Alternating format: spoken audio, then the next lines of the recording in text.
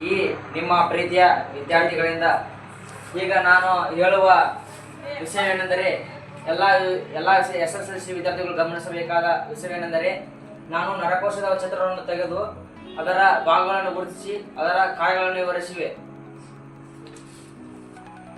ಈಗ ನಾವು ಚಿತ್ರವನ್ನು ಈ ರೀತಿ ಬೇಕಾದ್ರೆ ಫಸ್ಟ್ ಈ ರೀತಿಯನ್ನು ತಗೊಂಡು ಈ ರೀತಿಯನ್ನು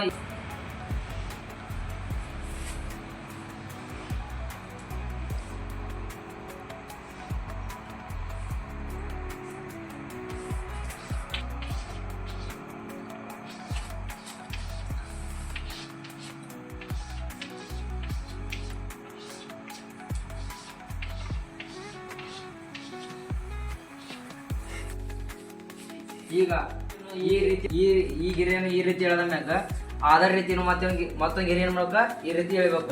ಈ ರೀತಿ ಹೇಳಿದ್ಮ್ಯಾಗ ಏನು ಮಾಡ್ಬೇಕ, ಈ ಶೇಪ್ ಯಾವ ಶೇಪ್ ಹಿಂಗ ಈ ರೀತಿ ತಗೋಬೇಕು. ಈ ರೀತಿ ಏನ್ ಮಾಡ್ಬೇಕು, ಹಿಂಗೊಂದು ಹಾಕ್ಬೇಕು ಒಳ್ಳೆ ಹಿಂಗೊಂದು ಹಾಕ್ಬೇಕು. ಆಮೇಲೆ ನೋಡ್ಬೇಕು ಒಂದು ಕೊಂಬೆ ಟೈಪ್ ನೋಡ್ಬೇಕು. ಈ ರೀತಿ ಒಂದು ಹಿಂಗೆ ಉಟ್ಕೊಂಡು ಗಿರಿ ಹೇಳೋದು ಈ ರೀತಿ ಏನ್ ಮಾಡ್ಬೇಕು ಹಿಂಗೆ ಹಂಗೆ ಮಾಡ್ಬೇಕು. ಇದನ್ನು ಏನ್ ಮಾಡ್ಬೇಕು, ಟ್ರೆಂಡರ್ಸ್ಗಳನ್ನ ಏನ್ ಮಾಡ್ಬೇಕಂದ್ರ ಈ ನಾ ಈಗ ಹೇಳಿದ ಮ್ಯಾಗ ಕೊಂಬೆಗಳ ಟೈಪ್ ಈ ಟ್ರೆಂಡರ್ಸ್ ನೋಡಕ ಬಿಡಿಸ್ಕೋಬೇಕು. ಈ ರೀತಿಯಿಂದ ನೋಡೋದ್ರಿಂದ ಇದು ಕೋಶ ಕೇಂದ್ರ, ಇದೇ ತಿಳಿದ ಈಗ ಕೋಶ ಕಾಯ. ಇದೇ ಈಗ ನಾವು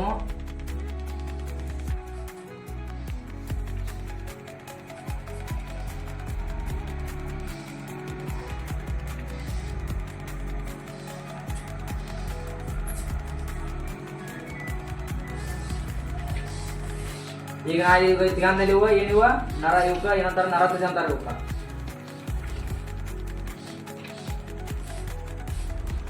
ಇವ ನರತುದಿ.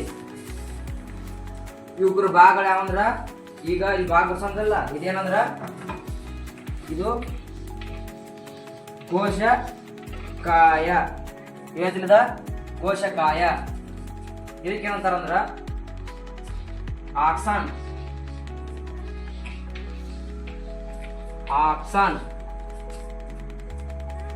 ಇದು ಇದೇ ತಿಳಿದ ಕೋಶ ಕೇಂದ್ರ.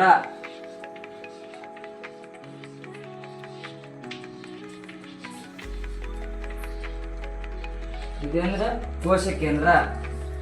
ಗೋ ಇವು ಏನಂದ್ರ ಟ್ರೆಂಡ್ರೈಸ್.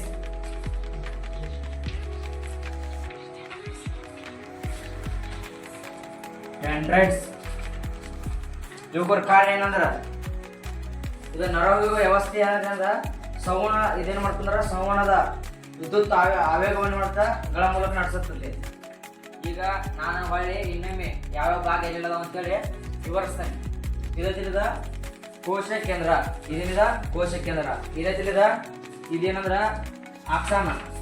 ಇದೇ ತಿಳಿದು ಇದೇನಂದ್ರ ಇದು ನರತುದಿ.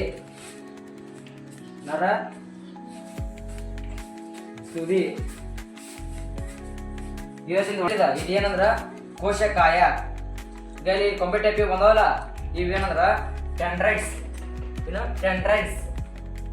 ಆದ್ಮ್ಯಾಗ ಇದು ನರತುದಿ, ಇದು ಕೋಶ ಕೇಂದ್ರ, ಇದು ಆಕ್ಸಾನ್, ಕೋಶಕಾಯ, ಟೆಂಡ್ರೈಟ್ಸ್.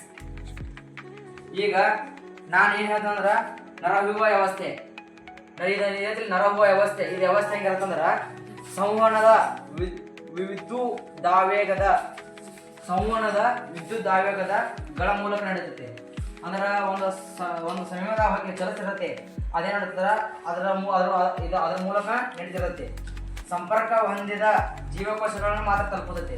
ಇದ್ರಾಗ ಸಂಪರ್ಕ ಏನು ಯಾವ್ದಿರತ್ತಂದ್ರ ಅದರ ಜೀವಕೋಶಗಳು ಮಾತ್ರ ತಲುಪುತ್ತದೆ. ನಿರಂತರವಾಗಿ ವಿದ್ಯುತ್ ಆವೇಗಗಳನ್ನ ಸೃಷ್ಟಿಸುತ್ತೆ. ಏನಂತಂದ್ರ ನಿರಂತರವಾಗಿ ಎಲ್ಲ ಕಂಟಿನ್ಯೂ ಏನ್ ಮಾಡಿರ್ತದ ವಿದ್ಯುತ್ ಆವೇಶಗಳನ್ನ ಏನ್ ಮಾಡುತ್ತೆ ಸಂವೇಗ ಮಾಡುತ್ತೆ, ಸೃಷ್ಟಿಸಿ ಏನ್ ಮಾಡುತ್ತೆ ಪ್ರಸಾರ ಮಾಡುತ್ತೆ. ಈಗ ಹಾರ್ಮೋನ್ಗಳ ಕಾರ್ಯವಿಧಾನ ಇದ್ರಾಗ ಹಾರ್ಮೋನ್ಗಳು ಯಾವ ಕಾರ್ಯಗಳು ಮಾಡ್ತಂದ್ರ ಸಂವಹನ ರಾಸಾಯನಿಕಗಳ ಮೂಲಕ ನಡೆಯುತ್ತೆ. ಇದು ಹಾರ್ಮೋನ್ಗಳ ಕಾರ್ಯ ನಡೆಯುತ್ತಂದ್ರ ಸಂವಹನಗಳ ಮೂಲಕ ನಡೆಯುತ್ತೆ. ದೇಹದ ಪ್ರತಿ ಜೀವಕೋಶವನ್ನು ತಲುಪುತ್ತದೆ. ಇದ್ರಾಗ ಇದಲ್ಲ ಇದ್ರೊಳಗ ದೇಹದ ಪ್ರತಿ ಜೀವಕೋಶ ಮಾಡುತ್ತೆ ತಲುಪುತ್ತದೆ. ಸಂವಹನ ನಿರಂತರ ಮತ್ತು ಹೆಚ್ಚು ಸ್ಥಿರವಾಗಿರುತ್ತೆ. ಸಂವಹನ ಮಾಡುತ್ತೆ ಹೆಚ್ಚಿನ ಸ್ಥಿರತೆಯನ್ನ ಹೊಂದಿರತ್ತೆ.